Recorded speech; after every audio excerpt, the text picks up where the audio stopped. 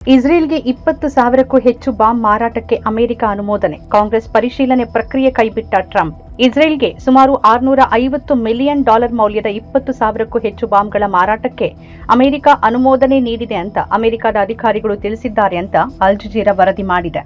Donald Trump ಆಡಳಿತ ಈ ಮಾರಾಟಕ್ಕೆ ಸಂಬಂಧಪಟ್ಟಂತೆ ಸಾಮಾನ್ಯವಾಗಿ ನಡೆಯುವ ಕಾಂಗ್ರೆಸ್ ಪರಿಶೀಲನಾ ಪ್ರಕ್ರಿಯೆಯನ್ನ ಬಿಟ್ಟು ಕ್ರಮ ಕೈಗೊಂಡಿದೆ. ವಿದೇಶಾಂಗ ಕಾರ್ಯದರ್ಶಿ ಮಾರ್ಕೊ ರೂಬಿಯೋ ತುರ್ತು ಪರಿಸ್ಥಿತಿ ಅಸ್ತಿತ್ವದಲ್ಲಿದೆ ಅಂತ ನಿರ್ಧರಿಸಿದ್ರಿಂದ ಆಡಳಿತಕ್ಕೆ ಕಾಂಗ್ರೆಸ್ ಪರಿಶೀಲನಾ ಪ್ರಕ್ರಿಯೆಯನ್ನ ಕೈಬಿಡಲು ಅವಕಾಶ ದೊರಕಿದೆ ಅಂತ ಅಮೆರಿಕದ ವಿದೇಶಾಂಗ ಇಲಾಖೆ ತಿಳಿಸಿದೆ.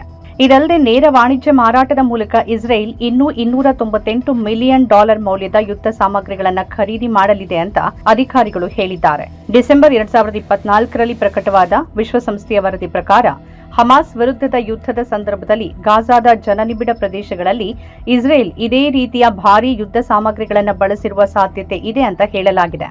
ಖತರ್ ಕಡೆಗೆ ಇರಾನ್ನಿಂದ 12 ಕ್ಷಿಪಣಿ ದಾಳಿ. ರಕ್ಷಣಾ ಸಚಿವಾಲಯ ಇರಾನ್ನಿಂದ ಹಾರಿಸಲಾದ ಒಟ್ಟು 12 ಕ್ಷಿಪಣಿಗಳು ಖತರ್ ಪ್ರದೇಶವನ್ನು ಗುರಿಯಾಗಿಸಿಕೊಂಡಿದ್ದವು ಅಂತ ಖತರ್ ರಕ್ಷಣಾ ಸಚಿವಾಲಯ ಶನಿವಾರ ತಿಳಿಸಿದೆ ಅಂತ ಅಲ್ ಜಜೀರಾ ವರದಿ ಮಾಡಿದೆ. ಈ ಕುರಿತು ಸಚಿವಾಲಯ ಪ್ರಕಟಿಸಿದ ಹೇಳಿಕೆಯಲ್ಲಿ 10 ಬ್ಯಾಲಿಸ್ಟಿಕ್ ಕ್ಷಿಪಣಿಗಳು ಹಾಗೂ 2 ಕ್ರೂಸ್ ಕ್ಷಿಪಣಿಗಳನ್ನು ಖತರ್ ಕಡೆಗೆ ಹಾರಿಸಲಾಗಿದೆ ಅಂತ ವಿವರಿಸಿದೆ. ಖತರ್ ಸಶಸ್ತ್ರ ಪಡೆಗಳ ಪ್ರಕಾರ 6 ಬ್ಯಾಲಿಸ್ಟಿಕ್ ಕ್ಷಿಪಣಿಗಳು ಹಾಗೂ 2 ಕ್ರೂಸ್ ಕ್ಷಿಪಣಿಗಳನ್ನು ವಾಯು ರಕ್ಷಣಾ ವ್ಯವಸ್ಥೆಯ ಮೂಲಕ ಮಧ್ಯದಲ್ಲೇ ತಡೆಹಿಡಿಯಲಾಗಿದೆ. ಉಳಿದ 2 ಬ್ಯಾಲಿಸ್ಟಿಕ್ ಕ್ಷಿಪಣಿಗಳು ಖತರ್ನ ಪ್ರಾದೇಶಿಕ ಸಮುದ್ರ ನೀರಿನಲ್ಲಿ ಬಿದ್ದಿವೆ. ಇನ್ನೆರಡು ಕ್ಷಿಪಣಿಗಳು ನಿರ್ಜನ ಪ್ರದೇಶದಲ್ಲಿ ಬಿದ್ದಿದ್ದು ಈ ಘಟನೆಯಲ್ಲಿ ಯಾವುದೇ ಸಾವು ನೋವು ಸಂಭವಿಸಿಲ್ಲ ಅಂತ ತಿಳಿಸಲಾಗಿದೆ. ದೇಶದ ಸಾರ್ವಭೌಮತ್ವವನ್ನು ಕಾಪಾಡೋಕೆ ಹಾಗೂ ಯಾವುದೇ ಬಾಹ್ಯ ಬೆದರಿಕೆಗೆ ತಕ್ಷಣ ಪ್ರತಿಕ್ರಿಯಿಸಲು ಖತರ್ ಸಶಸ್ತ್ರ ಪಡೆಗಳು ಸಂಪೂರ್ಣವಾಗಿ ಸಮರ್ಥವಾಗಿದ್ದು ಸಿದ್ಧವಾಗಿವೆ ಅಂತ ರಕ್ಷಣಾ ಸಚಿವಾಲಯ ಹೇಳಿದೆ. ವಾಯು ಪ್ರದೇಶಕ್ಕೆ ನುಗ್ಗಿದ 8 ಡ್ರೋನ್ ಹೊಡೆದುರುಳಿಸಿದ್ದೇವೆ. ಸೌದಿ ಅರೇಬಿಯಾ ರಿಯಾದ್ ದೇಶದ ವಾಯು ಪ್ರದೇಶವನ್ನು ಪ್ರವೇಶಿಸಿದ 8 ಡ್ರೋನ್ಗಳನ್ನು ತಡೆದು ನಾಶಪಡಿಸಲಾಗಿದೆ ಅಂತ ಸೌದಿ ಅರೇಬಿಯಾದ ರಕ್ಷಣಾ ಸಚಿವಾಲಯ ತಿಳಿಸಿದೆ ಅಂತ ಅಲ್ ಜಜೀರಾ ವರದಿ ಮಾಡಿದೆ.